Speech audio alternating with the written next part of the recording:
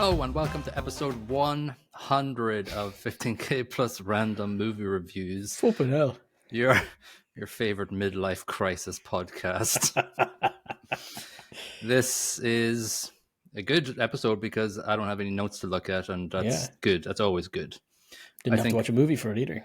No, I think for the next 100, I'm going to try and get my notes on the computer screen so I can just look this way. But don't know the process of that. I don't think any computer software in the world can transcribe my handwritten notes into a font. There isn't an AI smart enough or powerful enough to figure out your chicken scratchings. No. Same as mine. I'm brutal. Yeah, Mr. Johnson hated me in secondary school. He was always like, apples and oranges, do the circles. And I was like, I just wrote for 2 hours in an English exam. My fingers were killing me. Yeah. Anyway, I digress. Bastard. This isn't my therapy session. I thought this was exactly what this is for. This is actually, yeah, does actually work for that.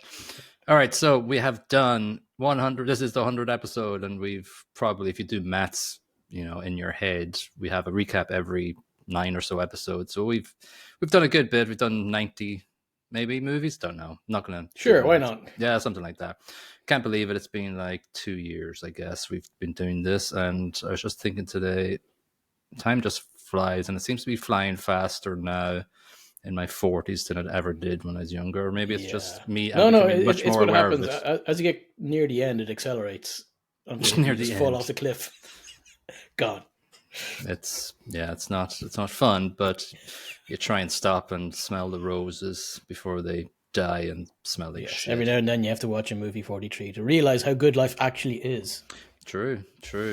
Well, our first episode was on 11th of April 2023. So for a little backstory, if people actually care, I had found myself in a small town in Ireland doing a little 6-month project job, and coincidentally, Niall lived in that small town, and certainly did. We are friends from secondary school. Like over the years, we would go years without contacting each other. Like a decade at the point. Yeah.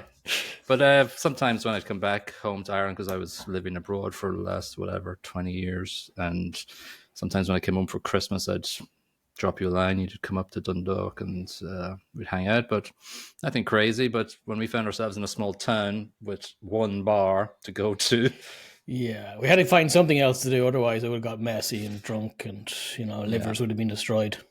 Yeah, more so than what they are. So I had this idea for a long time, and then I said, let's just do it. Let's just come over to my garage that I live in, and we'll record the first 2 episodes there. So our first 2 episodes, Summer of Soul and Kisses, was done over my kitchen counter in a redecorated garage in a nice lady's house. I love the... I don't know if you can hear it in any of the recordings, but the squeaky chair I always found myself in. Yes. Stop swaying, Niall, goddammit. Stop moving. God, I can't believe I lived in that little place for 6 months. And that was actually the worst, because I got a viral infection in my eye, and it was a nightmare. It was a bloody nightmare. Watching movies interesting for you. It was terrible. Yeah, but hey, didn't miss a week. So we must say something about Summer of Soul, because it was our first episode. It was like, oh, this is going to be random, because we wouldn't have ever chosen a documentary to start off this. It's not the most exciting. And I don't think we really want to do documentaries going forward, but it was a good documentary. I, as you said, would never have chosen to watch it. It was about a subject that I'd never heard of before. No. It was really good. The music was fantastic. The story was interesting. The subject matter was interesting. The people they had on talking, very interesting characters. So, yeah, it's a good documentary. I would watch it if you have a few hours spare. Yeah, if you're into your 60s music, I think they dubbed it Black Woodstock, and it was 1969 in Harlem, and Questlove directed it, and it was entertaining and interesting. And Nina Simone, I remember, was the highlight for me. She was really powerful and cool, and big pipes, not lady. Grief. Oh yeah, definitely, yeah. we quickly went into Kisses then, which was kind of the universe telling us, yeah, you're Irish, so I'm going Here, to have give an you Irish this. movie. Yeah, I'm going to give you this indie movie, and it was pretty bad. I didn't enjoy it that much. I remember. We've watched worse since we watched worse. Couple of movies later, like I preferred Stick. We can talk about that in a second, and I preferred Yeah, Changing Lanes, which was awful as well. yeah. But when you get the fifth movie, it was way worse than Kisses. Kisses was okay, it's kind of forgettable. It was an underdeveloped indie movie with Bob Dylan undertones and Yeah, some hot dog eating music, as you call it. That's the perfect hot dog eating music. It was bad soundtrack on it as well. yes, yeah, it's pretty bad. Changing Lanes was episode 3, and it evolved my hatred of Ben Affleck as an It's actor. shocking. They did give a fantastic clip though, where he's spinning in circles.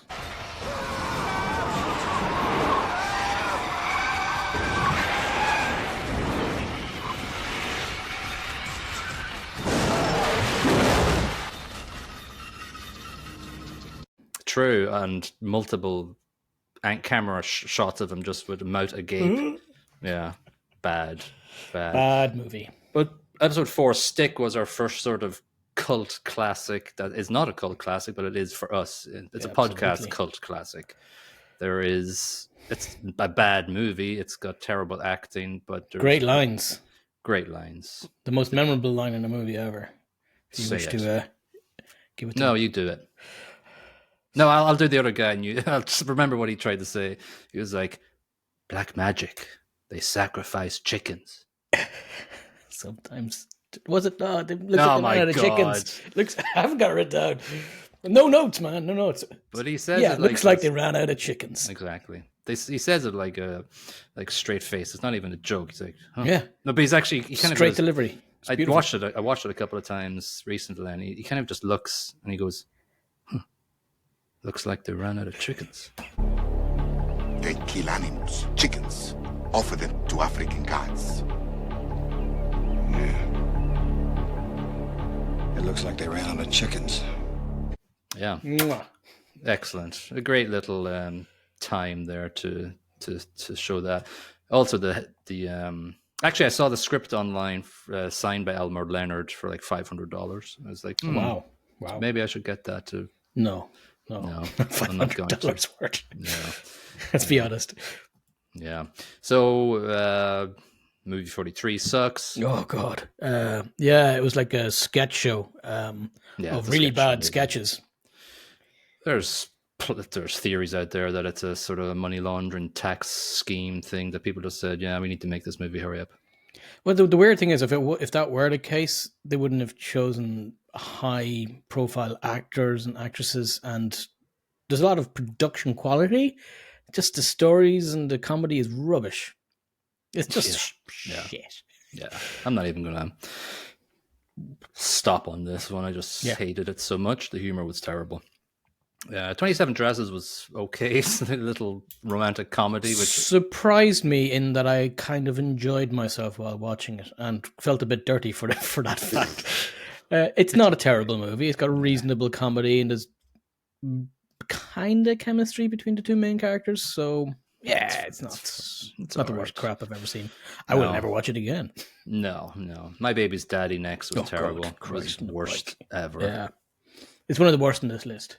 It's right up there with movie 43. Not as bad, but it's not a million miles away on the crappiness scale. You know what though? Like looking at your ratings, you gave Stick and My Baby's Daddy the same score. Stick is a terrible movie, but it's a terrible movie I enjoyed. So perhaps my original ratings were a bit off on that. Yeah, you were a little bit. You didn't know what you're doing at the start. No, I started off bad by giving Summer of Soul 4.5. Yeah, up until this very day, you haven't been able to give any movie higher than that. No, I have to go back in time, kick myself in the face, and say no, give it 3.5 or something. It's good, but it's not that good. Yeah, Bedazzled was the original Bedazzled movie from the 60s. Again, wasn't the best of movies. I didn't. Wasn't the worst. It was problematic in points, but then it did have jumping nuns. So Jumping Nuns, that was an excellent scene. Yeah, for sure. It was. Yeah, I like that actually. Number Don't 9, really. baby. This is a bit of Yeah. a step up from Birdman. everything that went before. Birdman, I think, came out of the blue and hit us with what a good movie could be because we'd seen a lot of shit up until. I hadn't seen. I don't know if you'd seen this before. I had not seen this before, and it is a damn good movie. Michael Keaton is just a pleasure to watch in this. Just put your stay your level with your microphone because I remember I was listening to the last episode and your volume kept going back and out. I'm not even editing this bit out. I'm just going to have this on the record. No, I'll leave it in. Yeah. Just because I heard it going back. Yeah. But I was shocked not shocked, but I watched it before. Then when I watched it again for this, I was like, this is really good. It's better than the first time I watched it. Yeah, fantastic. Ed Norton's such a a-hole, and I love it. But it's just a stressful, sort of chaotic, non-stop sort of drum beat music. And the fantastic scene, though, where he gets locked outside. I think he was out for a smoke or something. He's stressed out over something. Yeah. And his dressing gown gets caught in the door, and he has to run through Times Square. Yeah. Brilliant. Excellent. Really good.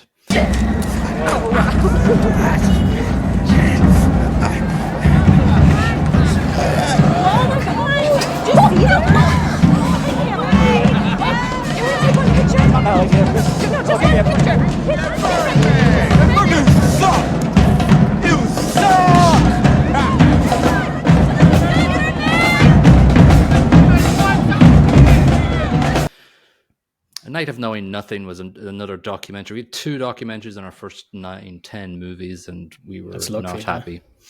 And this was just sort of a student movie about class troubles in India, and it informed us and educated us a little bit, but not about student classes. No, about castes and classes based in the society. Yeah, it's kind of depressing. I think it really misses its mark. It doesn't get its point across all that well, unfortunately.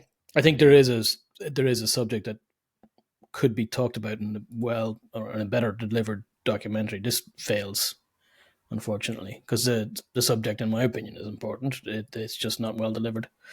No, it was bad, and then there was artistic choices made, and it wasn't. God, yeah, just stupid. Yeah.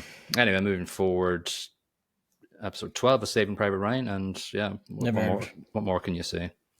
Yeah, fantastic. Just the opening scene on the beach is just lovely. Yeah, well, not lovely. Lovely, horrific, but it is a cinematic, gold. Yeah, I did like it. Sort of resonates with me that it's a standard plot. It's not really crazy and genius plot. I gave it 3.3125, which is less than Birdman, and yeah, I think it's got great cinematic moments in it, but the plot and then you have an issue with Matt Damon, yeah. Well, it's ad-lib. You can tell exactly from him bringing up this story about his brothers that it's just stupid, and it's the one thing that annoys me in the entire movie. But at the end, Tom Hanks and Tom Hanks. Yeah, the production in this movie though is stupidly good. I remember it back in Ireland when it was being shot. It was a big deal because it was filmed. The beach scenes were filmed in Ireland. Yeah, if you don't remember. No thanks though. Yeah, A Man Called Ove, which was based on which Tom Hanks remade, called A Man Called Otto. We thought this was an average enough movie. There are elements of this movie I adore as well, though. An average movie, but excellent points and bits in it. I love the main character, the miserable man that I can fully, associate with. He's where I want to be in my life. It doesn't. Apart from hanging myself off the. Well, you're not there yet. No, I'll get there in a minute. No, yeah, at the end of this episode. I think it's a bit bland at times. I think that's why we underscored it a bit. It can be a bit slow, yeah. A bit slow, but nothingness. But he's grumpy and funny at times, and that's fine. Yeah, nice story. Yeah, Gentleman Broncos was a nice surprise. I haven't scored it all that high. True, neither have I. But there are bits of this that stick with me so much. So in hindsight, perhaps I should have upped it. But it's hard to know what's going to stick with you as much as this.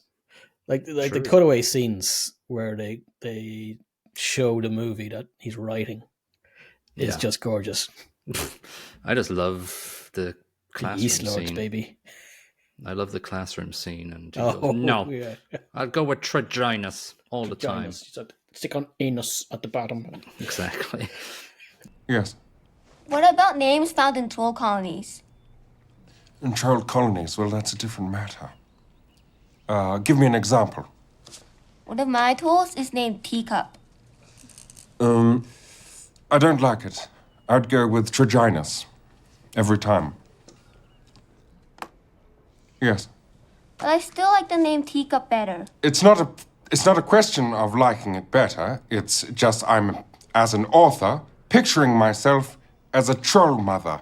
I have just given birth to a litter of troll cubs. They're covered in placentae, pouring at my many teats for the vital life-giving colostrum. I'm not thinking, teacup. Am I? It's just not believable. It's much more interesting. I love the girl says, but I still like Teacup, and he's so sort of frustrated. He goes, "It's not about whether you like it or not." It's just I just Will love his the take on reader that. believe it as a Exactly. troll? Yeah. I would watch it again. I should watch it again. I probably So good. yeah. We hit another documentary, Rewind, which was the most hardest. Cheerful. Yeah, this was about child abuse and Written by the guy making- who was abused. yeah, and at the end it's like, oh, all religion sucks. The end. Yeah. Hooray. Hooray! The Sisters was up next. It's a god awful movie which nothing happens in it. It's But we've brilliant. got another It's so cult crap. moment of this movie was crystal meth, speed. Who found her? I did. I was worried about her getting home all right after the party, so I followed her to her apartment. And She collapsed by the elevator if David hadn't found her. What caused it? What was it? She told the doctor it was crystal meth. Speed. Which I don't know why we both picked up on it. Because it's ridiculous. Super ridiculous. And I love it for that. And then there's a later scene where I can't remember why they're fighting. Two lads fighting. One pushes one through the window. Rip Torn looks around. Oh. They all have terrible reactions. And Yeah, it's great in its Even- rubbishness. even the audio reactions are just so bad. It's like, oh no. Arr."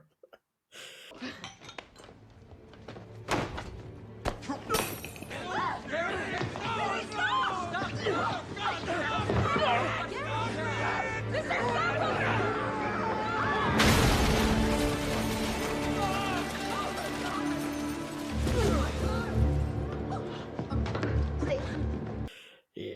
And they do like 10 takes of angles going through the window just because they know they've got this is the pinnacle of this movie where nothing happens. It is the pinnacle of the movie, though. I can't believe I gave it 0.5. Unfortunately, the rest of the movie is just garbage. That's crap. Yeah. Concussion sort of left me with concussion because I don't really remember much of it. She was like renting out apartments or redecorating them, and she was having an affair. Yeah, she gets whacked in the head at the start, hence the concussion. And then she turns out just to be an asshole. That's all I got from this movie. Yeah, she was Asshole yeah, gets concussion. Movie over. the end. Yeah, but she ends up, her wife finds out or something, but they at the end of the movie, they're just together living their life, and Yeah. well, it happened, and we have Stuff kids. happened in somebody's life after they got hit in the head. Yeah. Eh. Yeah. Truman came up next, which wasn't about Truman Capote or the Truman Show. It was just about a Spanish dude who had terminal cancer. But Cheerful Truman is the dog in the Yeah. title, but the dog doesn't play any part in this bloody movie, and that was the most disappointing part of this movie for me. Yeah, I remember you getting really angry about that. It's okay as a movie. It's. I don't even know if I'd want to call it a buddy movie. No. I don't even know what happens. But He like, gets the dog off him at the end. The end. but come on, if you're putting a dog's head face on the movie poster and the DVD cover, I want to lean on that dog and I want it to be emotional. If you have a dog in emotional scenes, you're gonna get me. The dog in this movie plays less of a part in the movie than the dog in The Thing does, which you can Dog and discuss later. the wolf, the wild dog in the thing. He's a husky. Yeah. Yeah. Oh, is he a husky? I thought he was a husky. Yeah, right. Yeah, well, of course he plays a bigger part. Yeah, the Truman dog in doesn't this do is just anything. like, I'm a dog. Now, put him to the side, done. Done, and then he's back at the end of the movie. Here, take my dog. God He's damn it. important. I'm dying. Yeah, if the dog was so bloody important to you, why didn't he in more of the movie? Exactly. Me Time followed up. It was shit. Yeah, let's move on. Small Axe Lovers Rock was another musical type movie. Not bad, actually. We rated it good. It's sort of like it's really just set in like one room in a house where they just set up a 60s. They're in the 60s and they set up this sort of, this is a whole genre. I had to Wikipedia this and read up about lovers rock type of music, and it was cool. There's lots of sort of music moments of it, and yeah, I liked it. It was fine. I don't think I'd watch it Not again, much but happens though. I think what they're doing here is creating a vibe, a point in time, and that's nice. And it's nice and short to go with it, which is actually good. So it's a good time as a movie / pseudo documentary. I don't know what the hell you call it.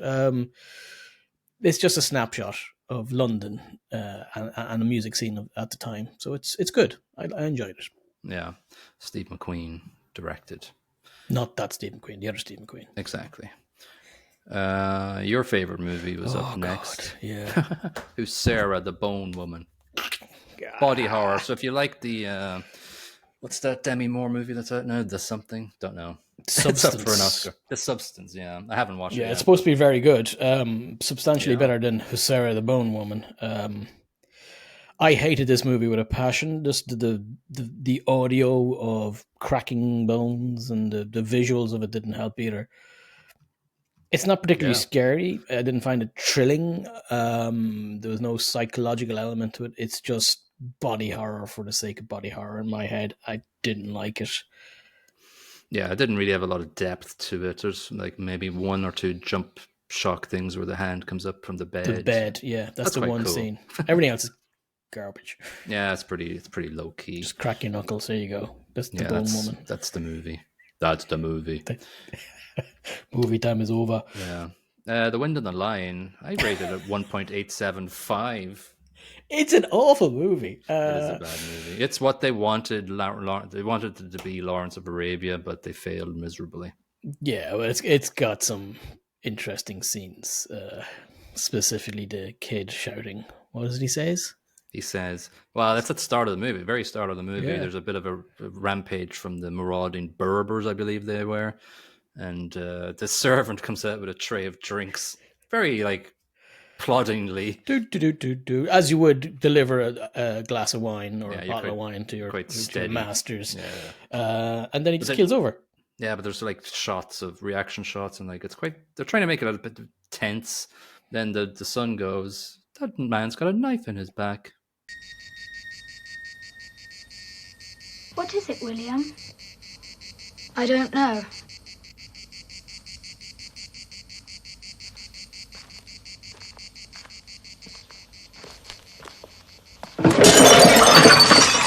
Got a knife in his back. It's just stating facts. Then he keels over. Yeah, it's like you're not concerned about him dying. It's just more of a I'm pointing out something that just happened. Yeah, it's a pretty crappy generic movie that I think they had a lot of budget for it, but no good story. They just spent it on vast panoramic shots where there was this orchestra soundtrack that just was boring. It was, considering we got to watch Lawrence of Arabia like 20 movies later. Yeah, comparing the two movies is just day and night. We can talk about that a little bit later. Yeah, but yeah, this is a poor man's effort of Lawrence of Arabia. Yeah, one of our favorites under what movie was The Servant. The Servant, fantastic movie. Under-recognized? No, never heard of it before. Missing or missed movie. It's gone under the radar, possibly because of its age as well. It was the 70s, wasn't it, or 60s? It might have even been late 50s. Let me see. 1963. Yeah. And it's got that vibe about it. It's the, Yeah. you know, But it's not safe though. It's dangerous. It's sort of weird and it's subversive. anti-establishment. Very and subversive, and I love it for that. But then the cinematography in this and the choice of camera shot, it is gorgeous at times. Yeah, and Dirk Bogarde is just a great actor, and he just plays this asshole. Like he's so very subservient as a servant at the start, but then he just but he's not. switches it up, and at the end of the movie, it's just a chaotic mess of psychological damage. Yeah, that's good. It's fantastic. I love the scene where they're playing hide and seek. I can smell a rat. I can smell a rat!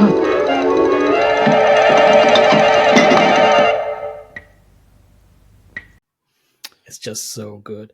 It's so and weird there's plenty of good scenes in the cinematography. Yeah, there is, yeah. He's just so scared at the end, though, of him at the hide and seek because he's narrating, "I'm going to get you." And he's out in the bathtub going, yeah.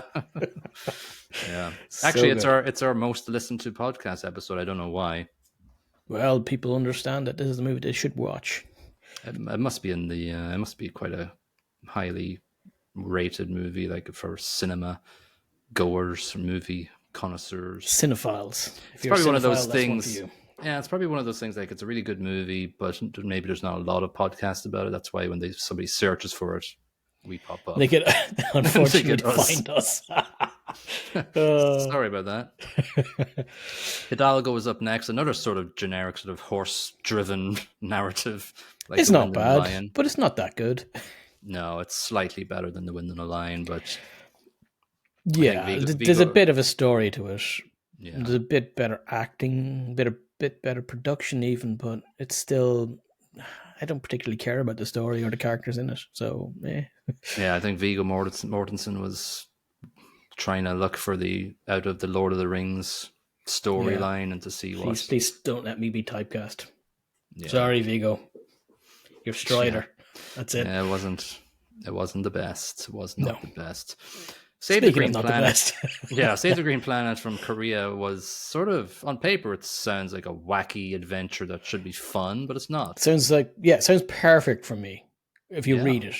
Then you watch it and you're like, no, that is not perfect. It is a confused lump of crazy. Yeah, and like last week's episode, Repo Man does it better.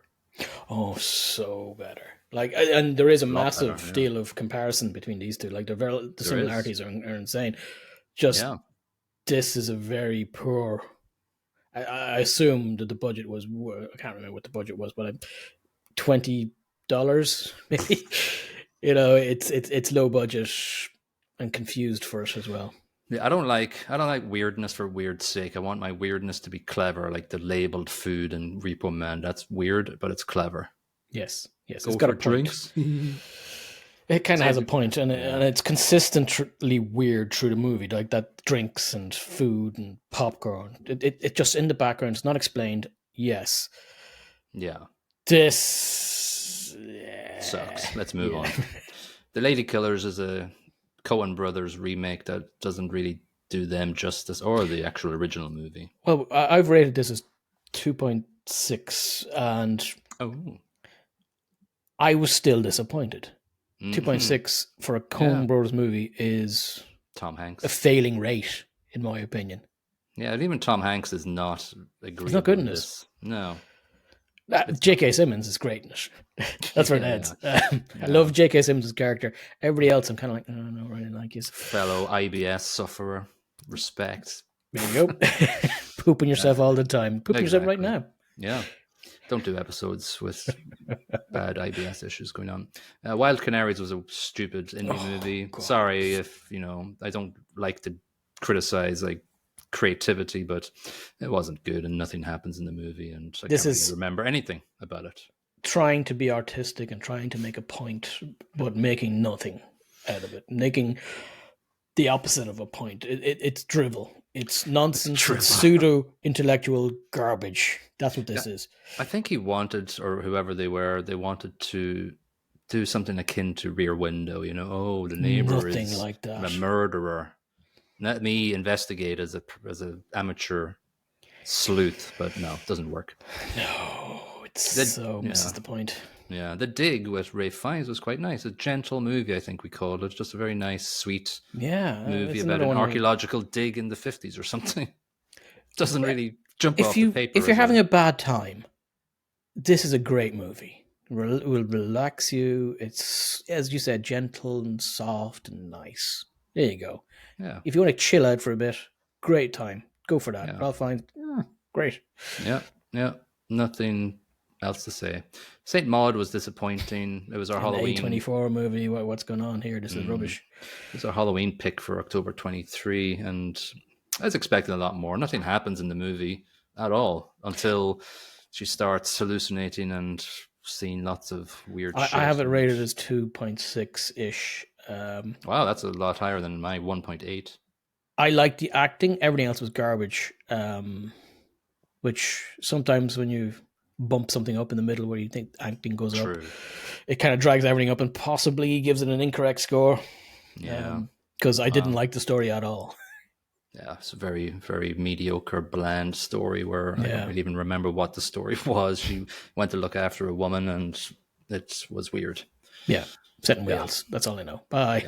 Yeah, bye. Big Lebowski, my highest rated movie of our podcast so far, 4.5625. Fantastic. Love the Big Lebowski. Fantastic. It just, the performances in it are epically good.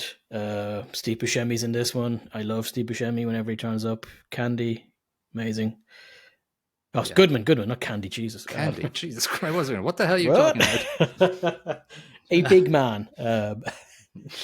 John Goodman. Yeah, and the dude.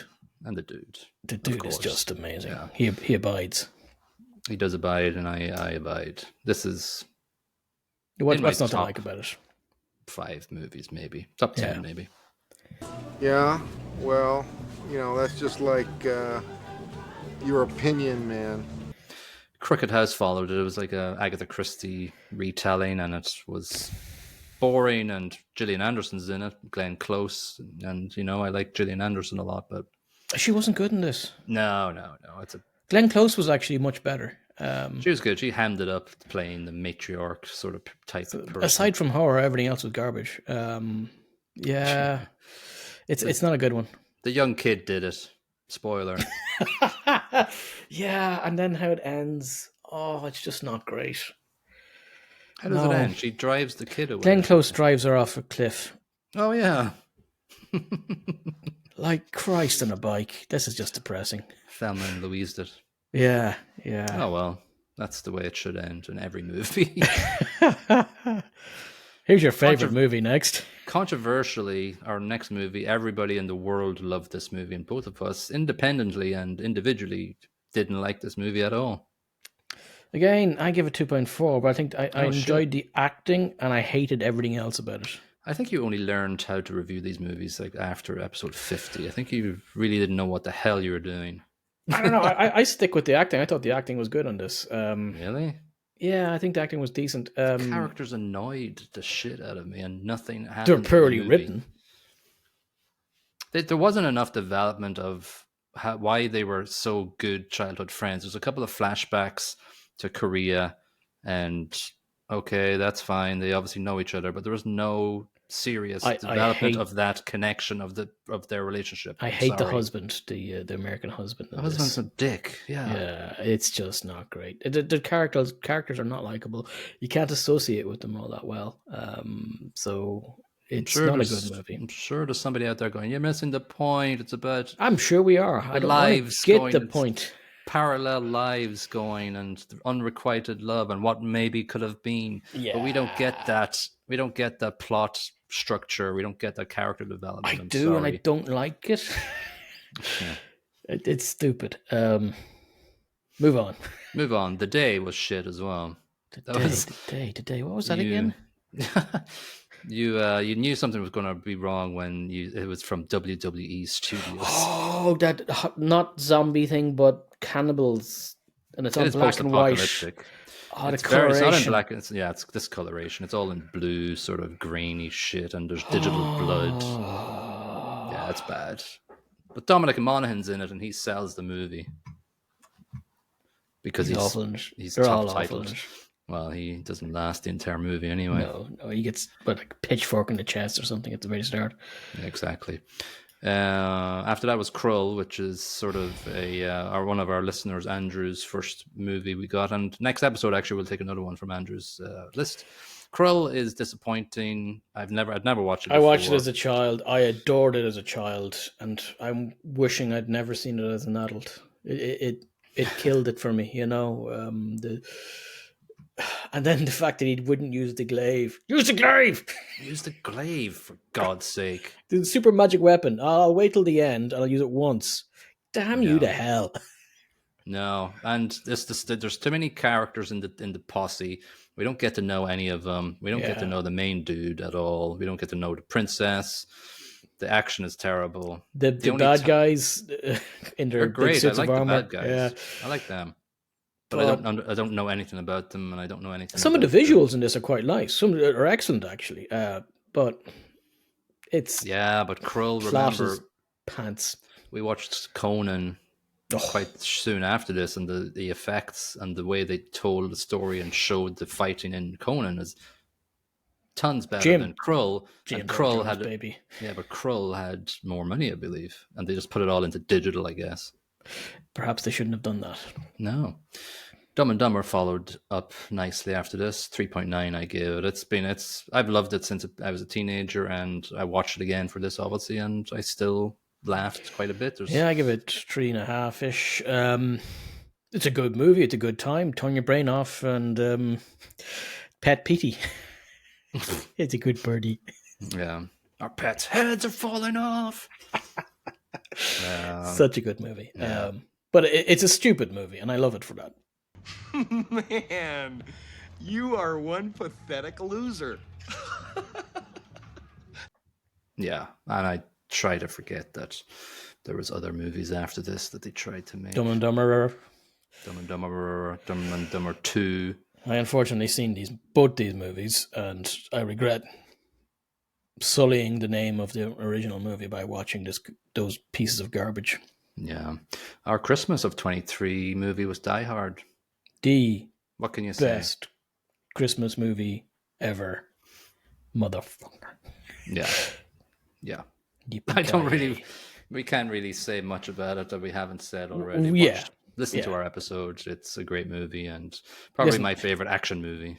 If you need us to describe Die Hard to you, you've got a problem in your life. You've got an issue. Turn off this podcast. You're here in a hostile takeover. You grab us for some green mail, but you didn't expect some poison pill was going to be running around in the building. Am I right? Hans. Bobby. I'm your white knight. We had a weird Scandinavian movie, Rare Exports: A Christmas Tale, which we had issues with. It was about a weird Santa. It's about a. I suspect I liked this more than you did. I had 2.25. Oh, 2.4-ish. It's not. It's terrible. messed up. It's stupid. The whole premise of the thing is that there's a crazy big monster Santa Father Christmas, and you don't see him until the end of the movie. Yeah, and he's only in for a second. Right, and I'm not. There's a lot of old man bum and penis in this. They were all the elves. They weren't even who we they were sold they were dressed the movie like on. Santa, and that's what the exports were. At the end of it, they trained them to be mall Santas. Yeah, which is clever. I like that. Yeah. Don't eat the children. Yeah. Rule number 1: don't eat the children. We follow this up with Metroland with Christian Bale. Fantastic. Gurning. Absolutely. The Gurning movie where Christian Bale is just terrible. If you're rating it in Gurning alone, it's a 5 out of 5. Everything else, it's a miserable plot. This is my only 0 in plot, actually. I hated this so much. Oh, you get 0 for this plot-wise? Yeah. God, I think this might be my lowest rated movie. Well, it should be in red on your spreadsheet if it is. Because I code the sheet. Oh no, wait, that's later, and there's a reason why the next one is even worse. Exactly. At this point in time, this was my lowest rated movie because it is garbage. It's a lad who garbage. likes trains. And he longs for his French girlfriend, but he's married now with a kid. Boring. There's nothing good about this, and it's a waste of amazing actors. Well, it was a long time ago. It was. Yeah. The Wonderful Story of Henry Sugar is a lovely short movie, and it's cool, and it's, Wes Anderson. Benedict Cumberbatch is fantastic in this. Yeah. Flitting between different characters in one scene is just it's just fantastic how he does it. You know what you're the gonna cast. The cast is a banger. Yeah, watch it. It's only 35 minutes or so, right? Oh, it's a great time for half an hour. God damn it, watch it. Just like any other Wes Anderson movie, he treats it like a stage show. There's like scenery being dragged in and out and blah, blah, blah. Yeah, watch it. It's good. Yep. The Blind Swordsman, Zatoichi, are only Japanese language movie, I believe. No, apart from Spirited Away, sorry.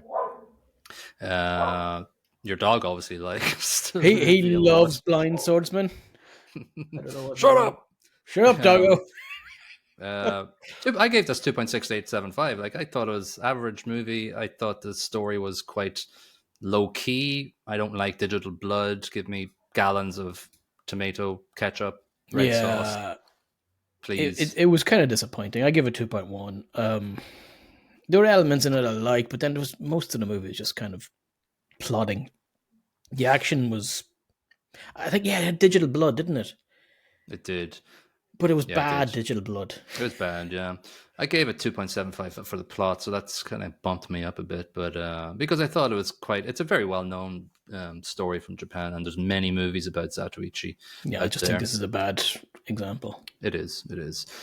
Some Like It Hot, classic Marilyn Monroe, cool movie. Fantastic. I love that he gets married in the end, regardless of the fact that he turns out to be a bloke. He's like, oh, I'm a man. And the guy's like, yeah, nobody's perfect. Nobody's perfect. What a great line to finish on. Yeah. I can tell, I haven't watched all of Marilyn Monroe's movies, but you can just tell from her presence that she was something. She had something. She had stage presence. She really did. Yeah. Sad story. The Godfather. Oh. 4.3. Fantastic. I give it 4.2. It's. I'd never watched it before. And that's a disgrace. Disgrace. An absolute disgrace. But it is like a masterclass in movie making. The acting is ridiculously good. The plot is fantastic. Production is divine. Cinematography is just on point. What more can you say about it? It's a great movie. Yeah, I can't even think about anything to say to it. Just listen to our episode. And exactly. Yeah, hopefully we get some more De Niro stuff.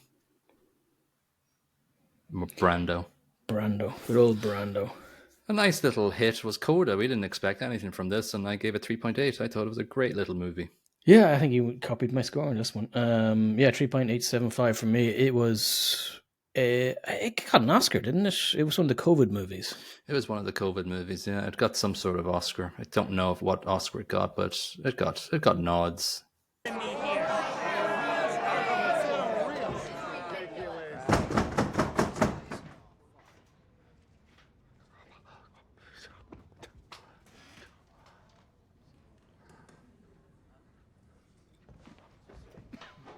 Suck my dick. That's from him, not me. Yeah, there's some fantastic scenes in it. Specifically, the one at the end where the family turn up and they're in the auditorium listening to their daughter sing.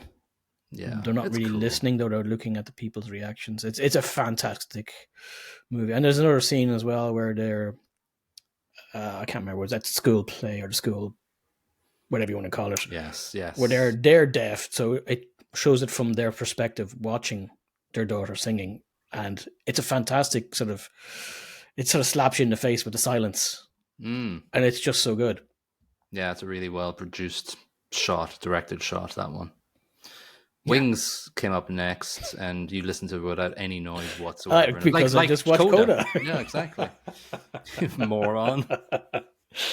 You didn't really miss much, but this was, I must say, this is a very long movie for a silent movie, and I had it at, I think, 2 times speed near the end because I was just sort of losing the plot. I had as well. It's overly long. There are elements in the cinematography that are fantastic and some interesting scenes, but the plot's kind of boring. Characters aren't really that likable, so it drags. I think for what the production value, the scenes where it's the fighting planes in the sky, and there's lots of stuff like that. Is just for the time you have to give it some credence and kudos. Lawrence of Arabia up next, 3.75 for me. Classic. Just as good as The Wind and the Lion. It's what The Wind and the Lion could have been. Yeah. It's a great movie. It's a bit bloody long. It's bloody long. Yeah. It's like 3 and a bit hours. Yeah. We were struggling after those 2 weeks. Yeah, there was a damn long movies. Yeah. So we were kind of happy that Air came up next because it was just a standard movie. That's probably an hour and a half. It was okay. Yeah, it was fine. It's 2.5 I gave it, just average, bang average. Oh, this had your friend in it, didn't it? It's got Matt Damon and Ben Affleck, yeah. Yeah, your friends, I should say, sorry. Your 2 favourite actors. Damon, I thought they were decent in this. No, I don't like Ben Affleck's fake beard and stupid portrayal. I hate his beard. Not his acting. I don't like the way. I don't like the way it's handled. His actual. I think it's Sug Knight, the CEO of Nike, whatever. Yeah. I don't like the way he portrayed him. Lethal Weapon 2.5. Oh, well, good buddy movie. I don't know why. I think we reminisced that we scored it pretty low, actually. Yeah, I got 2.75 on that as well. I like it more than 2.75, but I think it hasn't aged all that well in some respects. I don't know why we were so cruel to it, though. I don't know. I think it's a pretty standard plot. I think the acting is fine. Oh, I think we pooped on the music. I pooped on the music anyway. Oh yeah, I don't think you liked the end credits song or something. It really annoyed me. Aside from that, it's a good movie. Like the acting's good in it. Yeah, it's a good 90s or late 80s. Again, I think we were a bit cruel in the plot. I give it 2.75 for plot because there isn't much of a story to it. Let's be honest. It's 2 lads solving crimes and jumping off buildings. Yeah, I think I gave the soundtrack 1.5. Yeah, it probably knocked it down, but that's fine. Jet Lag was a French sort of movie, and it was bad. I gave it 1.25. It was just sort of very missed opportunity to have some sort of good airport-centered romantic story, and it's not good. Jean Reno is good in it, but plot is garbage. I gave the plot 1 out of 5. It's not developed, and again, I think I remember saying, like, listen, if you're making her dinner, show the food. You're absolutely right. If food is supposed to be a central character of the movie, you got to make it stand out. You might want to make the audience salivate while the food's being prepared, and that's not done here. No, stupid. No. Our worst movie ever, Maria and Helena, came up next. Yeah, that is my worst. 0.1875. I doubled your score.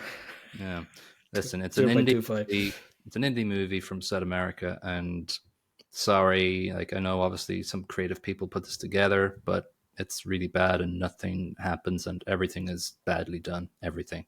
Yeah, there's no saving grace to this movie at all. There was never one piece in this movie where I thought to myself, oh, that's interesting. Oh, that's smart. No, it's all shite. And like, it's based on, as I think we pontificated during the episode, like, here's how to make it better. Like, it's all about setting this Hermia and Helena Shakespearean play. It's like, okay, well then do that. Set it. Do it. Have more around that plot. Have a little bit of stress from producing it. Show people on the stage. Show that sort of tension between her and the actors. Make something happen. Then she meets with her father she never met, and it's got the same presence as a dead dog. It's just a thing that happened. That's what I felt like. Nothing happens. There's no arc. There's no redemption. There's no challenge. There's no anything.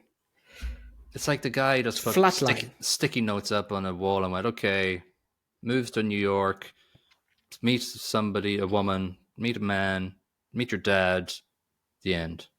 So crap. Finito. Yeah, it's bad. Thankfully. The good, the bad, and the ugly. This was a redemption arc. Yeah, for 4.5. Nearly better than Big Lebowski for me. Yeah, this is just cinematic royalty. The in music, my head. the Sergio production. Leone. The one very weird thing about the good and the bad, the good, the bad, and the ugly is the voice dubbing. It's just so weird. It didn't annoy me nearly as much as it did you. You know me and sound with fake footsteps and stuff like that. Yeah, it was an unusual choice, yes. But if you can put that to the side, which I can, everything else in this movie is on point. Like that scene at the end, and that's what is it? The something of gold. Yes, Madness you're of correct. Gold or whatever it's called. That tune at the end, playing as they're running around the graveyard, is just the hairs on my arm actually went up for that piece because it's just so strong. It hits. It's great. It's one of those just near perfect movies that just stands the test of time. And it's all about the ugly. Let's remember that. It is all about the ugly.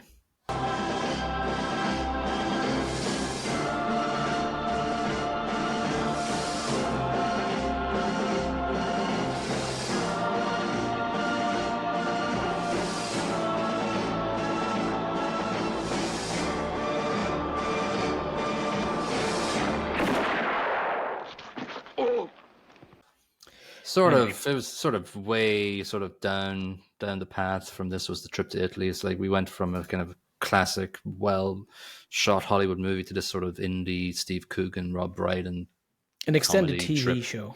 It's pretty much what it was, and they're very good impressionists. That's what I'll say. The Disaster Artists, it's a very average movie. I don't like Franco. He's not an actor. It was interesting for me because I'd never watched The Room, and I don't particularly want to, even though I should. I'm not going to. No. I do like some of the quotes out of this. You know, I didn't know. Oh, hi, Mark. Well, that's from The Room, though. It is. Yeah. So I'm going to use that reference as opposed to watching the damn movie. Yeah. Average. Shape of Water is quite a nice little movie. Yeah, I love this movie. Great visuals. It's nice and then extremely violent at points. Yeah, and just a weird romantic sci-fi mix, and I like Guillermo del Toro's styling is just fantastic. The choice of color, the green everywhere. It's a very smart movie at times. How it's shot. I think I said it reminded me of BioShock when I was with reason. Everything's tinted green, bluish. It's cool, and everybody acts really well in it. Groundhog Day, great movie. One of my favorites, top 10 movie of mine. And Bill Murray is a amazing comedian. Harold Ramis, Joint. It's a great movie. I've watched Off to see the groundhog. Sorry.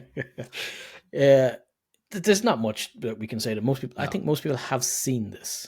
And if they haven't, it's like Die Hard. You have to watch it. It's just part of pop culture that you should be aware of. Yeah. Okay, campers.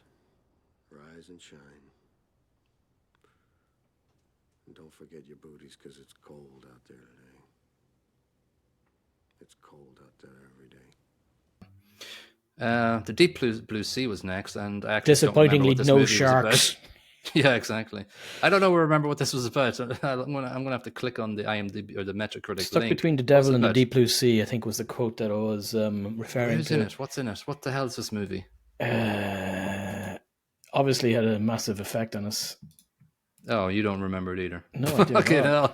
Well, let's just move on then, because it's not. Oh yeah, it's Rachel Weisz and Tom Hiddleston, and it's very bland and shit. Yeah, forgettable. I'm looking at the Metacritic page right now, and I'm seeing the actors, and I barely remember it. Next was awful. Evil Dead 2, baby. Evil Dead 2, great. Yeah, that's memorable. Groovy, baby. With his boomstick. It's boomstick, which he doesn't call it boomstick, does he? In this one, I don't remember. I watched Evil Dead 1 before this because I'd never watched them. It's kind of the same movie. Yeah, kind of. Yeah, it's funny and it's gory and it's fun. Yeah, turn your brain off, and it's not scary. No. Not scary at all, and that's kind of the point. It's a good time. It's not there to scare you; it's there to make you chuckle, and it succeeds very well. It is. I love. Oh, damn it! I can't remember the main character's name. Ash. Ash, well done. I love him in this. He's just brilliant. It's just plastic faced. Yeah, he's very Jim Carrey-esque. Very good. Money Pit up next with Tom Hanks. Yeah, I didn't like it. I hated near the end. I remember hating the way that he just gave up on her having slept with somebody, and then was like, "No, I didn't. You didn't sleep with me." Oh, okay. The end. That's the movie. There you go. And there's something about a house. Yeah, it's not that the house being a money pit and being so ramshackle and stuff isn't as funny as it should be. It should be a lot funnier. I think there was one scene that you pointed out during the review. It was the opening the medicine cabinet, and there was a builder behind it handed that's funny. aspirin. That was funny. Everything else, not funny. Yeah, Tom Hanks tries to walk up the stairs and the stairs fall apart. Not funny. The bit where they do the slapstick thing where he's walking off a ladder and he's bouncing around things, and it's a whole like difficult piece of orchestration. Yeah. It's rubbish. Yeah, it is rubbish. It's like a rubbish Rube Goldberg machine. Yeah. Conan the Barbarian. Next. Oh, yes. Fun.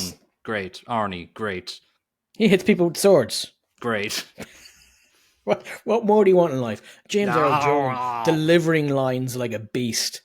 James L. Jones' head turning into a snake. He's got hat hair when he takes off his helmet.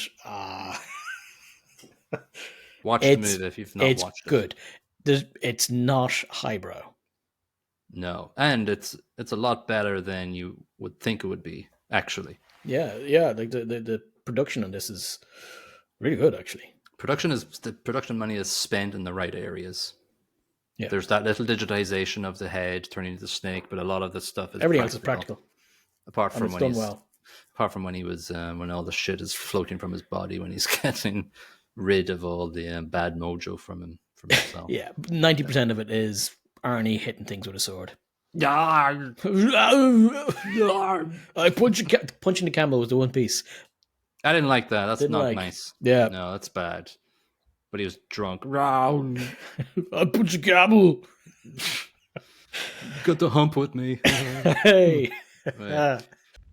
Conan, what is best in life? To crush your enemies, see them driven before you, and to hear the lamentation of their women. That is good. Dungeons and Dragons up next, sort of very similar, but recent. That was, we average marked it. It was fine. It was comedic and more recent.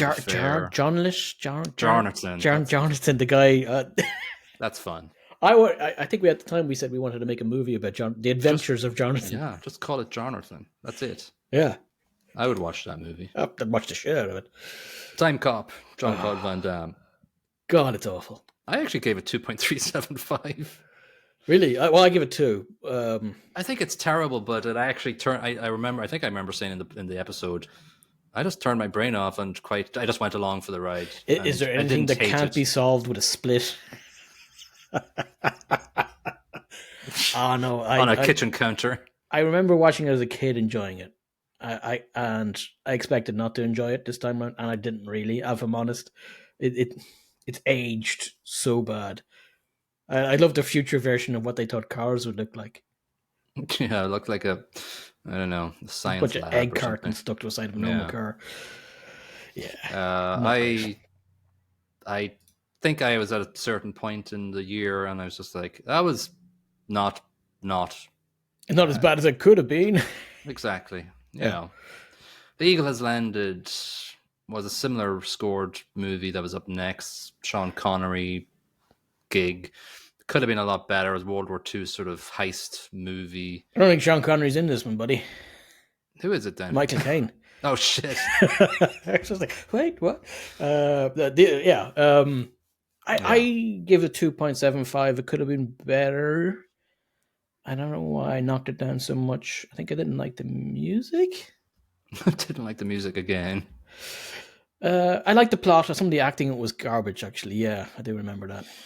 Yeah, I think the plot was just sort of not that well constructed, but it's fine. It's average, and It's if you an want to watch okay a World War II movie. World War II movie, a shit Keanu Reeves movie is Knock Knock, which This came is up next.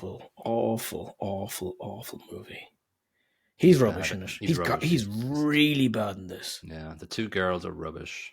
Which is kind of surprising because one of the girls I've seen now, I can't remember her name. She's South American, but she's done some really good stuff since this. She was in a Bond movie. She was pretty good in that. She did Blade Runner 2049. Oh yeah. She's the AI in that. She's brilliant in that, actually. Yeah. Anna de Armas. Yeah. So that was this was her first English-speaking movie. Yeah. So she was given something crap. In fairness, your first movie, you're working alongside Keanu Reeves. You're gonna snap at it. And this is when we learned that Eli Roth, the director, was one of the Inglourious Bastards. Correct, Mundo. You Only Live Twice. Sean Connery was in You Only Live Twice, the next episode. Correct. Which I thought was a good old James Bond movie that had everything that you want in a James Bond movie. Yes, and then great song. His being Japanified, where he just bends over to look like he's shorter. Bent over, so he's shorter.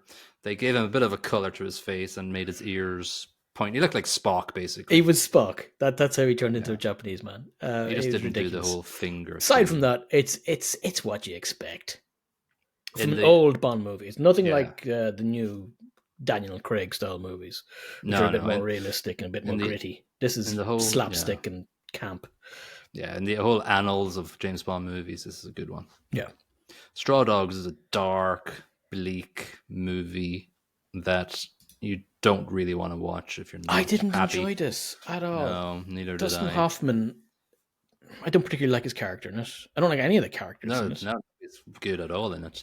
The problem is that there's no conflict between the two parties that make what happens have any sort of grounding foundation, and you just go along with it and go, well, that's just bad, and that's just horrible, and that just happened to them, and this another thing is horrible. Yeah, that's horrible. Bad thing. Over. Bad thing. Everybody's sad, angry, kill people. Movie's over. And then two guys racing a tricycle. That happens in the movie. That happens. Yeah, don't watch it. No, it's really depressing, and Dustin Hoffman can't save the movie. No. He's in it, right? Yeah. I think he's in it. Yeah.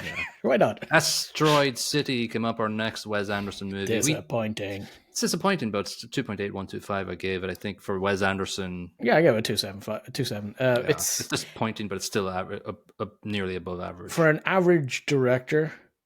This would be a pretty good movie. Like, you've done okay. For Wes Anderson, as you say, he normally knocks it out of the park, and this ain't that. It's got all the visuals, but the plot's kind of disappointing. It's a little bit disjointed, and not much happens. It's overly long for what the contents in it are. Like, some of the acting in it is quite good. It's just let down by a really, really crap plot. But he's got like 20 actors in this, of A-list actors that yeah, and the whole behind the scenes breaking the third wall, I guess, or whatever, doesn't work. Just do it fully in Asteroid City and make this work better. Yeah, listen, if you'd produced this in something bite-sized like the Mr. Sugar one, perhaps this could have been better, but as a full-length feature movie, it doesn't work in my eyes. Yeah. Three Amigos came up next. You were looking forward to it, and then you rated it as low as me, I think. I give it 1.8. What did you give it? I give it 2.25. There are elements I love of this. The My Little Buttercup song is just... Of course, it's quite fun. Amazing. My little buttercup has the sweetest... Ismail. Great. Dear little buttercup, won't you stay out? Wild. You and I will settle down in a cottage built for two. Dear little buttercup, sweet little buttercup, my little buttercup, I love you. Yeah, it's just not that funny though. As a kid watching this, it was amazing. I went back through it to get some TikTok clips from it, and yeah, looking back on it, there's a couple of clips were quite funny, but they're very few and far between, in my opinion. And I don't like the way it goes to a Disney sing along around the campfire, then it goes to a magic singing bush and blah blah blah. I need it did feel at times that members of the cast were phoning it in. Mr. Chevy Chase is a bit of a twat, I guess. 7 was up next. Great movie, 3.75. Grim, dark. If like Straw Dogs is grim and dark, but shit. 7 is grim and dark, but good. Yeah, and I think I remember the intro. Just looking at the intro and the dirty griminess of it, and the I think it was 9 Inch Nails or something was playing. I can't remember now. Yeah. It's just right from the beginning. You know what you're getting. You're not going to enjoy it from a happiness level. You know, it's not there to cheer you up. It's there to be grimy and dirty and smelly and horrible. And it is. It delivers on all that horribleness, and it's good for that bathroom. Yes. We were wondering if it was going to be an issue with Nicolas Cage, with Kevin Spacey. I've got issues with Nicolas Cage as well, but Kevin Spacey. Put the bunny back in the box, God damn it! Yeah, exactly. It wasn't. He's not in it that long, so it's now. Okay. I have to admit, the scene where they're in the car together, his monologue to the lads is really good. He delivers it well. He wasn't acting. No, he is that guy. Yeah. You didn't have to stretch too far for that. No. I think we had high hopes for Inherent Vice, and I gave it 3.06, but it just wasn't as good as I thought it was going to be. I got 2.8. It's good. There's some very funny bits in it. I love the bit where he's walking into the cop shop and he gets shouldered to the ground. So funny. Yeah. There are elements like that, and there's some very good acting. It's a bit disjointed. It's a bit hard to follow at times. Yeah. I think it's intentionally hard to follow, but that doesn't help with the enjoyment of the movie. So no, it needs to be cleaned up a lot plot-wise, just to make it a little bit less disjointed, as you say. There's a lot of stuff in it that is layered. She has a talk about the history of the boat that she was seen on or something. Yeah. We don't need that shit. No, doesn't add to it. But I thought there was some nice chemistry between him and Brolin. That was good. Especially at the end where he kicks the door in, and it's a fantastic scene. But it doesn't save the movie. It's too long, and it's too. I felt tired at the end of it. Yeah, true. I didn't enjoy the process of watching it. No. Frankenstein. Chucking girls into lakes. I can make a boat.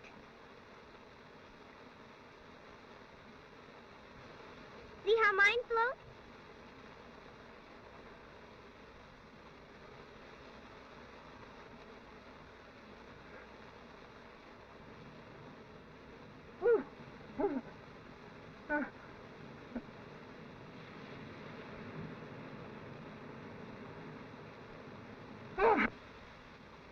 No, you're hurting me!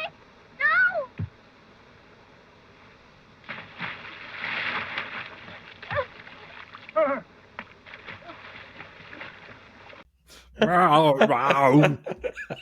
I like that you're putting in an Arnie type noise for that. Get in the lake. Get in the lake. I want Arnie to be the next.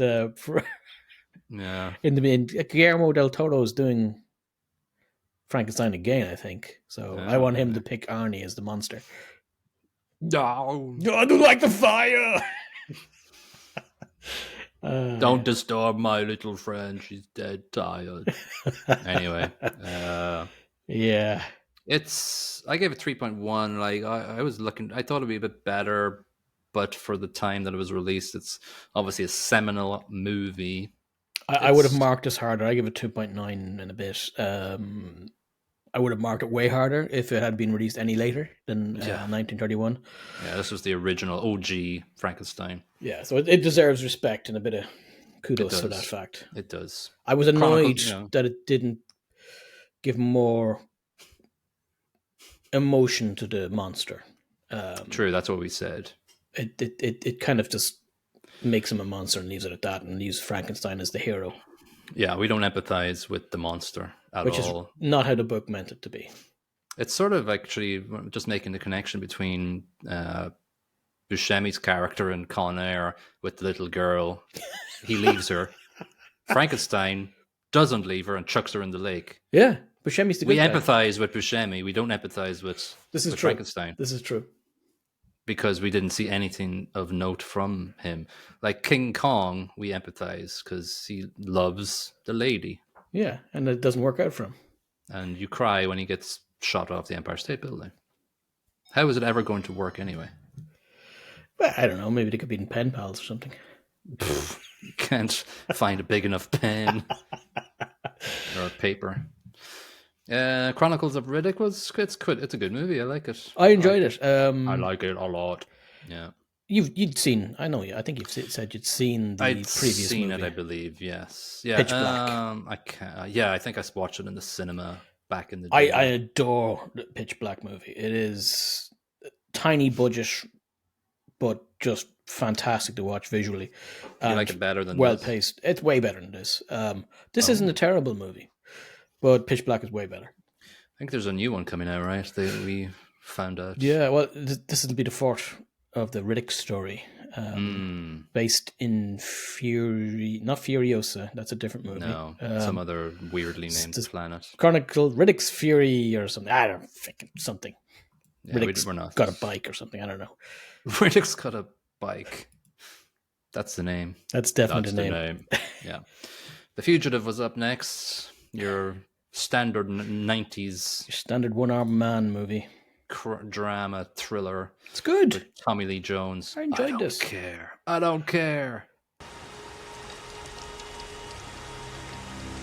I didn't kill my wife. I don't care. Without Tommy Lee Jones delivering those lines as he does, this movie is nowhere near as good. Well, no. His outhouse monologue is just fantastic. Search every doghouse, outhouse, shed house, in this county. Yeah. That's what makes this movie in my head. It's good. It's not groundbreaking in any respect, but it's still a good movie. It's one of those movies where you know there's certain big scenes coming up. The dam, the train. Yes. The guy from Scrubs. The guy from Scrubs. Dr. Kibble. Yeah, it's not bad. If that's his name. Gravity. Good movie. Very good movie. Claustrophobia in space. It's Claustrophobia in space with Muppets. It's a good visually. This is one of the best movies on here, I think. 4.5 I gave it for production. It's fantastic. It's acted well, actually. Did you see it in the cinema when it came out? No, I did not, unfortunately. No, I think those like spiraling movie shots where she's spiraling would have been crazy in an IMAX. I would have vomited. It's so good. It's like being there. Clean up in aisle 5. Yeah. No, visually it's just fantastic. Sandra Bullock's great. Clooney's great, good. Even though he's not in it that much. No, space is the character. Should have got an Oscar. The Earth. Yeah, and the Earth being this anchor of safety. Mad Max. Not as good as I thought it would be. 2.1 I gave it. 2.3 here. Nothing happens until the end. He doesn't get mad until the end, I think I said. Sane Max, 97% of the movie. Eventual Mad Max should have been called. It's an important movie. It is an important movie. That's a good way of putting it. But it's not that good. And some of the acting is kind of cat. Yeah, overly camp. It's got good lore to the movie, and I think we get a bit blinded by that sometimes. It sets the scene for a second movie. The Road Warrior movie, Mad Max 2. Mad Max 2 is a way better movie than this. It doesn't bother with relationships and stories and feelings. It's a guy driving a car, running into people driving cars. Broom, broom. That's what I want. Explosions and stuff. I played the video game after this, and it's rich. It's fine, but it's very aged now. Oh, has it? Oh yeah, well, graphically and just mechanics wise, but it was good. I enjoyed it. But then I played Days Gone after it, and that was just amazing. Anyway, It's got more zombies. Yeah, a bit more zombies. But Mad Max has this universe that's really rich and very, very a lot of potential for anything, really. Yeah, And that's what why they've done. I haven't seen Furiosa, but I have seen Fury Road. Right. That was a fantastic movie, I thought. Again, it's not a whole heap of story. It's just wall-to-wall practical effects, but they're so well done. It's a good time. You know, she's driving a truck, hitting things and smashing things and kabooming. Hitting things. Some lad strapped to the front of a car playing a petrol guitar, right? isn't it? Yeah. It's what's not to like. Yeah, it's a crazy world they live in. Just talking about crazy world, Spirited Away was next. Great movie, 4.3. Beautiful movie, isn't it? I could watch that any day of the week and just go into it and go, all right, I'm here again. I watched it on the flight over to Finland there. On my Holliers with my kids. So it's a staple. I've watched it like 10 times now. But they never watched it when you were watching it for the podcast, though, right? You couldn't get them to did watch not, it. But they have watched. They had watched it before. They have watched it since. That it's my eldest daughter's one of her favorite movies. So it's cool. just a good time. It's often nice, like a pillow. It is, and it's comfortable. And the radish monster in the lift? That just makes me happy. You are the radish. You connect with the radish monster. It's just a nice movie. Everything about it's just there's no real danger in the movie. Not really. It's just there's so much creativity to it, and that's why the Studio Ghibli movies are so successful. Because there's a story there, that's fine, but the creativity in telling it, and the visuals and the characters that they create. That's the point, really, isn't it? There's like, the scene where nothing happens, where she's in the train with no face, just sitting there with the scenery going behind them, and it's just there, and it's shot framed like that. It's just I could have a moving desktop wallpaper of that. It is super relaxing. Stare at that forever. It's therapy. It's therapy. Excellent. Let's just pause for thought for that. No, I need to watch all of the Studio Ghibli movies. I've watched like 10 of them now at this point, and I haven't been disappointed. The worst one I've seen so far is maybe Porco Rosso, which is about an Italian fighter pilot who's a pig. Hence the Porco. Yeah, and then it's weird. It's not as good as the rest. On Amazon, after I watched Spirited Away, I love the soot monsters, the soot sprites. Yeah. So on Amazon, you can get 30 little soot sprites, plastic thingies with little, and then they also give you little circle sticky things. And they don't bring your shoes to you when you. No, they're inanimate objects. They're supposedly for your car dashboard, but I put them on my office desk, and they make me happy. Shaun of the Dead. Just wait for all this to blow over. Yeah, after the Winchester. 2.9. I think we poo-pooed the fact that before the zombie apocalypse is a lot funnier than after the zombie apocalypse. I agree. Yeah, the zombie part is not as happens. Good. Yeah, I don't know if you've ever seen Spaced with the two lads in it. No, but before bit, like the Spaced TV show. It's about the relationship between two lads who are losers, flat sharing, which is kind of what this is. Before. That's why it really works, because they've done it as a comedy before.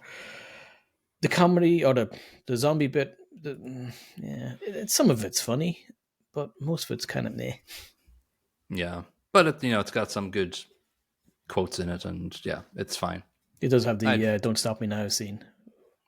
To the tune of "Don't Stop Me Now," beating zombies to the tune. And then dogs can't look up. I do like that. Yeah. No, I also like the fact that it's very clever in parts where characters at the start of the movie before the zombie apocalypse will coming back in the background, and the guy looking for his change or something. The scene specifically at the start where he's walking to the shop with a hangover, and then the next day when all the zombies are out, he's walking to the shop with a hangover. And everything's changed. All the zombies are doing the exact same bloody thing. Yeah. It's great. Yeah, nothing's changed apart from the zombie apocalypse. His life hasn't changed. And him and his buddy are losers. And we don't really like them, to be honest with you, I don't think. No. But they're playing computer games as a zombie and friend at the end of the movie. Which is nice. The Thing, classic, better Oh. than. We got confused. There's so many characters in it that we didn't. Well, John went there. No. Jerry went there. You need a and spreadsheet John for stayed this. behind. Yeah, you needed like a flow chart of the Thing. But listen, this is masterclass in terms of paranoia, in building paranoia in the movie and claustrophobia. It's fantastic at times, and the practical effects hold up well. Oh yeah, the practical effects were really good. I didn't laugh and they could be laugh out loud moments, but actually they're maybe really cool. the head on legs is kind of. No, I was fine with that. I was like, I'm not, and I laugh at stupid shit, but I thought, yeah, it's absolutely. I do remember that are... it drops to the floor, and the radio operator guy goes, "You've got to be shitting me!" Right, the correct Another line. thing, but the fact that. I like the fact that it was going all crazy weird with making these things because it hasn't got a clue what's normal looking and it's just interacting with human cells. Best acting in this movie, the dog. The dog walking down the corridor at the start of the movie. So good. It actually is a fantastic scene. The Oscar goes to the dog. Oscar. It's a great movie. It's good. I think I mentioned at the time it's been pseudo remade by Tarantino in The Hateful Eight. Right, yeah. Only with cowboys instead of aliens. Yeah. Why not? And why not? And why not? As Barry Norman used to say in movie 89 or whatever. Rollerball. Bit of a drop in quality here. It sucked. It was terrible. Yeah. Shit. There were so many bad things about I this. love the scene with the night vision because reasons. Oh yeah. There's no reason why they made it. Like it's a night scene. The camera should not have night vision goggles. It's not a POV. Yeah, they're not wearing night vision goggles. The bad guys aren't wearing night vision goggles. Why are we looking at it with night vision goggles? This is John McTiernan who directed Die Hard. Yeah, he went off the rails a bit on this one.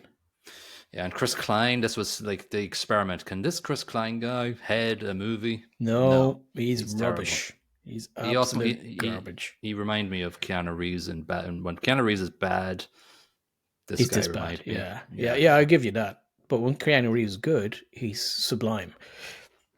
Yeah. Well, the movie has to be great. Because even in great movies, Keanu Reeves is a little bad. Come on, The Matrix is an amazing movie. I'd love it. Top 10 movie. He has to have the right character, and it has to be a wooden character, and effectively Neo is a wooden character, and John Wick is a soulless type character a little bit. He doesn't show a lot of emotion.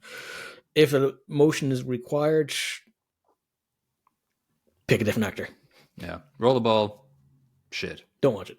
Really badly directed, really badly shot, horribly acted. We moved on to The Color Purple after this, which again, contrasting, rich, acted well. Oh, music in depressing. It's fantastic. It's super depressing, but it's such a good movie. I will never watch it again though. This is my second time watching it, and I have no interest of ever watching it again.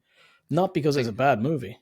It's just great. Difficult to watch because the stuff that is done to people in this movie is bloody horrific from the very get-go. Yeah, Whoopi Goldberg, Oprah Winfrey, amazing. Yeah. Same lines, big fish, lots of like a family theme to it, like family relationship theme.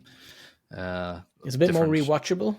It's a bit more rewatchable, less dark, but it's quite depressing at times as well, though. It is depressing, but it's got a little bit of magic to it. It's got little magic scenes and flights of fancy, and you can watch Big Fish a couple of times. It is a tearjerker at the end. I was blubbering like a fucking 4-year-old in this at the end.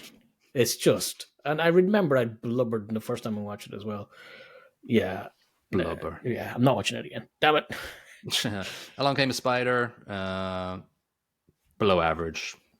Don't bother watching. Practical effects on makeup at the start annoy me to this day. It is stupid, pointless, garbage. When he comes onto the screen, you go, why is he wearing a fake mask? He looks like the guy in Team America with the stuff stuck to his face. You can say that reference. I've never watched Team America. Have you not? Okay, well, that's what he looks like. It's obviously garbage stuck to the side of his face. Why did they bother to do this? I don't know. Don't know. And even Morgan Freeman can't save this movie. No. He's not even that good in the movie. He's not that good, and nobody's that good in this movie. No.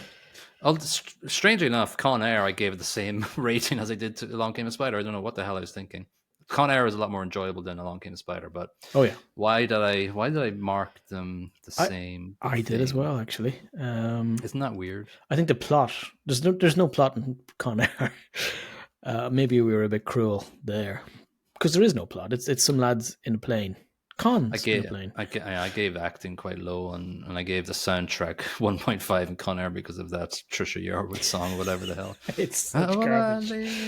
Yeah, but then it does have Steve Buscemi drags the acting up, in my opinion. Yeah, well, that's the way the things land and things lie. Yeah. Put the bunny back in the box. I knew you was a punk, and I was right. You been playing us all along. You a free man. I said, put the bunny back in the box. True Romance came along and just 3.4375. I gave it. I enjoyed it. It's a bit of a crime caper romp. It's a pseudo Tarantino. Very pseudo. Written by Tarantino. Yes. But not directed by. No, and that's that thing. I think it just misses that final push over the edge of his attention to detail is what's missing. There's a lot of things missing from this. All right, into our last decade of movies. We're into catching up here. Christmas Story. You don't like it. I do. Well, I still give it 2.5. It's yeah. I was expecting more from it being bigged up so much. Bigged up, yeah. Well, I only bigged it up because I wasn't disappointed with it when I first watched it. I thought it was going to be shit, but I quite find it enjoyable and funny, and it's nostalgic for Christmases that look kind of similar to my Christmases. You know, you got your bare basics, of Christmas. Oh yeah, and you make it work. It's fun. Trading Places. Another Christmas movie. Another Christmas / New Year's movie. Funny. Still funny. Not bad. Eddie Murphy in his prime. Dan Aykroyd. The paradigm of horrible Santa. The scene where he's eating the salmon out of his beard is just divine. It's comedy gold, that one. That's one of my favorite scenes of it. These 100 movies. Brilliant. Yeah. Good movie. Rock Hudson in Seconds was the next thing. I thought it's 2.8. I gave it. It's we were disappointed. I think at the premise is great. Premise is amazing.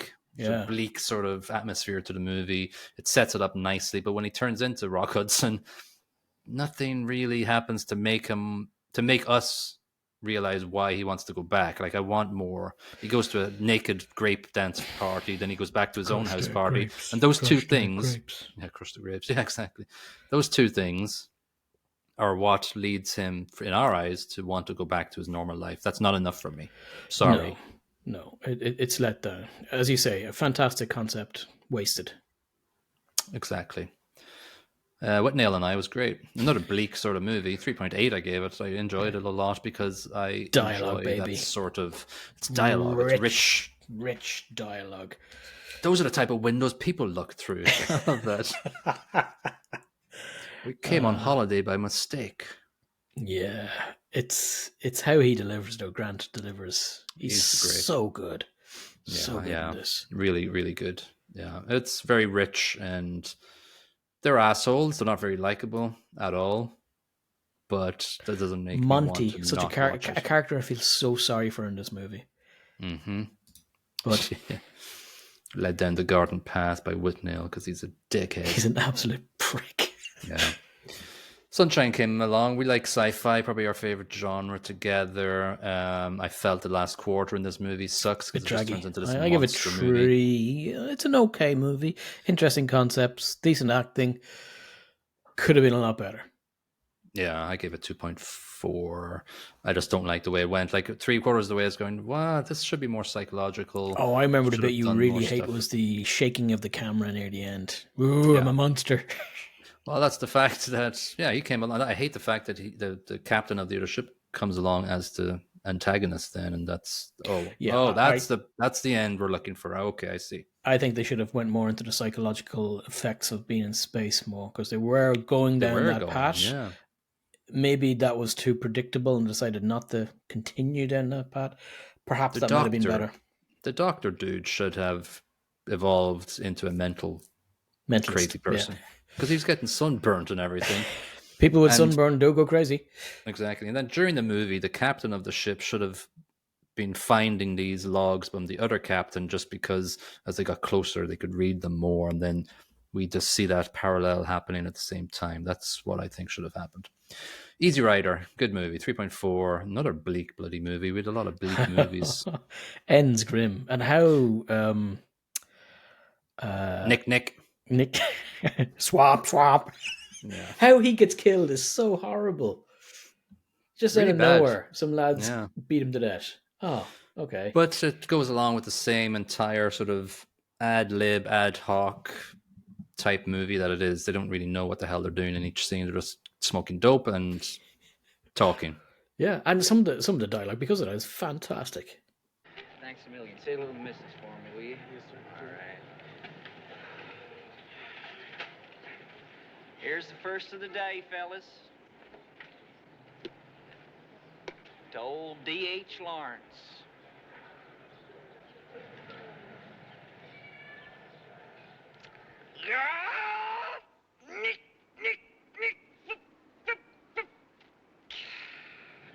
Indians. Yeah. Are you saying that taking drugs makes a movie better? Sometimes, yeah. Yeah, probably. Yeah. Good movie, classic movie. Catwoman sucks. Oh, God. 3.3. Yeah, this is not a good movie or a classic movie. Ridiculous. No, it's terrible. It's really bad. And we don't know why it happened. This movie appeared and didn't deserve to be made. No. Wasn't Batgirl made Canned recently and then they just canned? Yeah. Yeah, because because did they think, oh shit. Maybe it could be another Catwoman. Yeah. Well, this is during the DC universe is having some issues at the moment. Yeah. They're rebooting everything. True. Anyway, Catwoman sucks. The Third Man's great. 3.6 they gave it. Really well shot. Cinematography, baby. Cinematography. Acting. Orson Welles comes along and maybe spends 5 minutes on screen. For 10 minutes, he's brilliant, and then takes off again. Don't be so gloomy. After all, it's not that awful. But what the fella said. In Italy, for 30 years under the Borgias, they had warfare, terror, murder, and bloodshed, but they produced Michelangelo, Leonardo da Vinci, and the Renaissance. In Switzerland, they had brotherly love. They had 500 years of democracy and peace, and what did that produce? The cuckoo clock. So long, Holly.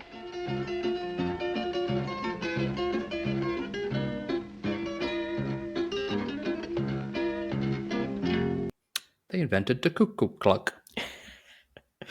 Yeah. And we finish off with Repo Man that we did last week. A surprise, enjoyable movie. It's crazy. Yeah, and it works well. Drink. Popcorn. Beer. Yeah. No, it's good. It's yeah. Oh, by the way, the Third Man music score was played on a zither, not a guitar. Ooh. Yeah, because I remember I was saying, I don't know, I remember saying in the episode, oh, it's not on a guitar, it's some other musical instrument. It's a zither. I always play my music on zithers. Zittery-doo. Yeah, Repo Man, good. Watch it. It's got that nihilistic Big Lebowski element to it, where there's just people if you don't like doing the Big bad Lebowski, shit. you will not like this, because it's way weirder. It's weird, but it's got reasons for being weird, and I enjoyed the level of weirdness and the perspective of weirdness, and I like weird when it's done well. That's why I don't like that movie that got all the Oscars. Here, There, and Everywhere, or what the fuck is it called? Absolutely Everything All at Once. Yeah, all that shit. Yeah, I watched that and went, no. I love that movie. Hot Dog Fingers, no. Yeah, it's Infinite Universes. Hot Dog Fingers. No, didn't enjoy it. Repo Man's more smart. Smarter. Dumb and dumberer. Well, This hobby, this is our longest episode, by the way, because I'm going to put in little clips of our movies too when I want to, and we already are at an hour and a half, but that's fine because we won't. That's a long gibberish. But it's episode 100, and yeah, I think we can be verbose on episode 100 if we want to be. Eyes. Yeah, exactly. It's been good. I'm not bored of doing it yet. We're not rich by doing this. Not yet. Not yet. If you'd like to send us money, that would be nice, like a check or something. I don't know. Yeah, the daily work is fun and all, but it'd be nice to watch movies for a living. True, very true. Anyway, I think for episode 101, I think we'll go back because we haven't done it in long time. I'm going to dip into Andrew's top 10 because when we did it the first time, we got Krull. Krull. Yeah, Conan was on his list, but we've done that, and then we'll do Rob's next week, I think, or the following week from his top 10. So let's roll the dice and see which one we get from Andrew's list.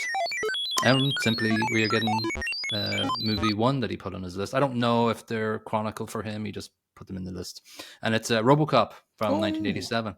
Very nice. Which I haven't watched in a long time. Dead or Alive, you're coming with me. Dead or Alive. I remember the PC or the Amstrad 464. Fantastic game. Paul Verhoeven, when Officer Alex J. Murphy is murdered by a futuristic crime-ridden Detroit, scientists and doctors decide to turn him into a RoboCop. He seeks revenge when memories of his past life returns. Fantastic movie. I'm really looking forward to it. I haven't seen this in years. Yeah, RoboCop. It's got a 70 Metascore and a user score of 8.3. It's loved by the peeps. Rightly so. 1987. Let's see how well it's held up, though. It's been some decades since I've seen it. Yeah. 1 hour and 42 minutes as well, so quite manageable. Absolutely. Of course, Paul Verhoeven.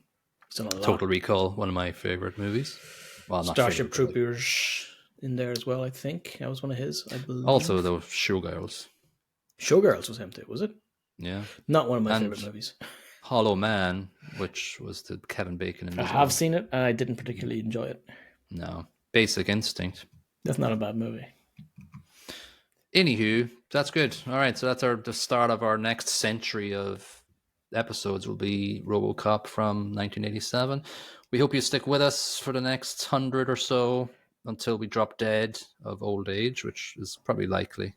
We might make it to the 100. Who knows? 200, you mean? Well, the next 100. The next 100. Yeah, true. So this is a good time to, leave a comment or share our podcast with other people. We have this now being really recorded. So if you're listening to us on Spotify, you can see actually us in your little square if you want to do that. Or at the same time, this goes up onto YouTube so you can see our stupid faces. If I have time in my life, then maybe going forward from episode 101 onwards, I will put in little clips of the movie we're doing, but no promises. But I'll be definitely doing it with this episode so you can actually get a little bit of what we're actually talking about without actually watching the shit movies that we've reviewed. Cool beans. We will see you on episode 101. Peace out. Bye-bye. Try.